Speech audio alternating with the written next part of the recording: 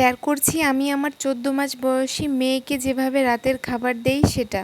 আর এটা করার জন্য প্রথমেই আমি কড়াইয়ে নিয়ে নিয়েছি অনেকটা পরিমাণে বাটার। এরপরে দিয়ে দিলাম কিছু রসুন কুচি আর পেঁয়াজ কুচি। এগুলো হালকা একটু নরম হয়ে আসলে আমি এর মধ্যে কিছু সবজি ব্যবহার করেছি। তার মধ্যে নিয়েছি বরবটি, পটল আর আলু। এটা একটু ভালো করে ভাজার পরে আমি এর মধ্যে অ্যাড করলাম একটুখানি রসুনের গুঁড়া। আর তারপরে আমি এই পাপরিকা পাউডারটা দিয়েছি।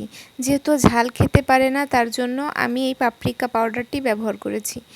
এরপরে আগে থেকে যে ভাতটা রান্না করা ছিল আমি সেখান থেকে কিছু ভাত এর মধ্যে দিয়ে দিলাম।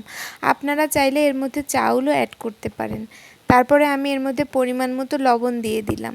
এরপরে বেশ কিছু সময় একটু নেড়েচেড়ে তারপরে আমি এর মধ্যে পরিমাণ মতো গরম পানি অ্যাড করেছি। এরপরে কিছু সময় পরে পানিটা যখন টেনে আসবে এরকম একটা ম্যাশার দিয়ে খুব ভালো করে ম্যাশ করে নিতে হবে। আর আগে থেকে রান্না করা ছিল মাছ, সেখান থেকে কাটা বেছে আমি মাছটা এই খাবারের সঙ্গে মিশিয়ে নিলাম। আর এই তো দেখুন কত সহজে তৈরি হয়ে গেল একটা হেলদি ডিনার। আর আপনারা চাইলে আপনাদের বাচ্চাদেরও এরকম খুব সহজে হেলদি নাস্তা তৈরি করে দিতে পারেন।